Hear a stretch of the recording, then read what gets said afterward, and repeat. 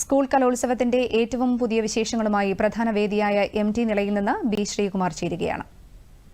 ഹിമ 61ാമത് സംസ്ഥാന സ്കൂൾ കലോത്സവത്തിന്റെ 3ാം വേദി ഇപ്പോഴും സജീവമാണ്. സദസ്സിലൊക്കെ ആൾക്കാർ നിറഞ്ഞ സദസ്സാണ് നമുക്ക് കാണാൻ സാധിക്കുന്നത്. ഇന്ന് മോണാക്ട് ഉൾപ്പെടെയുള്ള കുച്ചിപ്പുടി ഉൾപ്പെടെയുള്ള മത്സര വിഭാഗങ്ങളുണ്ട്. അവിടെയൊക്കെ നിറഞ്ഞ സാന്നിധ്യം പ്രേക്ഷകരുടെ കാണാൻ നമുക്ക് ആദരിക്കുന്നുണ്ട്. മുഖ്യവേദിയായ MT നിലയിലാണ് ഞാൻ നിൽക്കുന്നത്. ദൂരദർശന്റെ പ്രത്യേക സ്റ്റുഡിയോയിൽ നിന്നാണ് സംസാരിക്കുന്നത്. എന്നോടൊപ്പം JRCയുടെ കേഡറ്റ്സുകളുണ്ട്.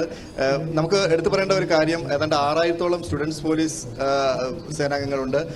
അവരുടെ ഒരു സഹായം, അവരുടെ ഒരു വലിയൊരു നിതാന്ത ജാഗ്രത ഈ എല്ലാ വേദികളും 25 വേദികളുണ്ട്. അതുപോലെ തന്നെ ഈ ജൂനിയർ JRCയുടെ ജൂനിയർ റെഡ് കോർട്സിന്റെ ആയാലും NCCയുടെ ആയാലും അതുപോലെ തന്നെ സ്കൗട്ട്സിന്റെ ആയാലും കുട്ടികളുടെ ഒരു മേളയായതുകൊണ്ട് കുട്ടികളാൽ നയിക്കപ്പെടുന്ന, കുട്ടികൾ നിയന്ത്രിക്കുന്ന ഒരു മേള എന്ന് വേണമെങ്കിൽ പറയാൻ സാധിക്കും.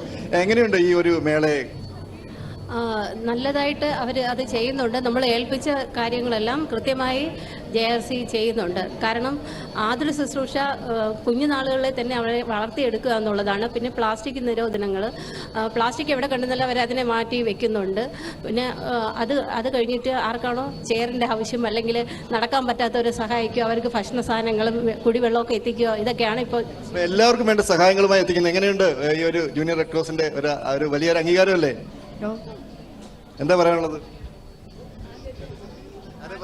ആദ്യമായിട്ടാണ് ഇങ്ങനെ ഒരു വരുന്നത്. നല്ല പുതിയ പുതിയ അനുഭവങ്ങൾ ഇതിലൂടെ ലഭിക്കുന്നുണ്ട്.